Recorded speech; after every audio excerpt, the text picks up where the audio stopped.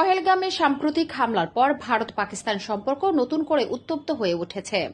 পাকিস্তান আশঙ্কা করছে ভারত বড় ধরনের প্রতিশোধমূলক পদক্ষেপ নিতে পারে। এর মধ্যে এই উত্তেজনার মধ্যে চীনের ভূমিকা নিয়ে আন্তর্জাতিক অঙ্গনে আলোচনা ঝড় উঠেছে। চীন বলেছে তারা পুরো পরিস্থিতির উপর নজর রাখছে এবং দুই পক্ষকে সংযত থাকতে আহ্বান জানিয়েছে।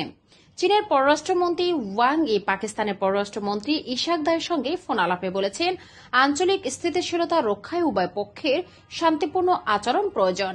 বিশ্লেষকরা বলেছে, পাকিস্তানের সঙ্গে চীনের কূটনৈতিক ও প্রতিরক্ষা সম্পর্ক অত্যন্ত ঘনিষ্ঠ হলেও চীন সরাসরি যুদ্ধে জড়াবে না, বরং কূটনৈতিকভাবে পাকিস্তানকে সমর্থন করেই সীমাবদ্ধ থাকবে।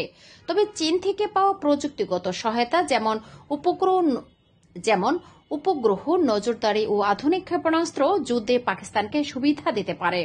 চীনের একাধিক অর্থনৈতিক প্রকল্প, বিশেষত চীন পাকিস্তান অর্থনৈতিক করিডোর বা সিপিইসি পাকিস্তানের বিনিয়োগকে কেন্দ্র করে তৈরি হয়েছে। তাই চীন চায় না অঞ্চলটি অস্থিতিশীল হোক।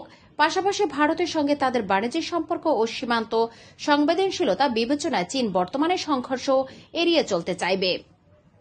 বিশ্লেষকদের মতে, চীন চেষ্টা করলে যেন যুদ্ধ শুরু হয়েও তা দ্রুত থেমে যায়। তবে কোনো বড় আন্তর্জাতিক যুদ্ধের পরিস্থিতিতে চীন চুপচাপ থেকেই নিজের স্বার্থ রক্ষা করবে, সরাসরি যুদ্ধের ময়দানে নামবে না।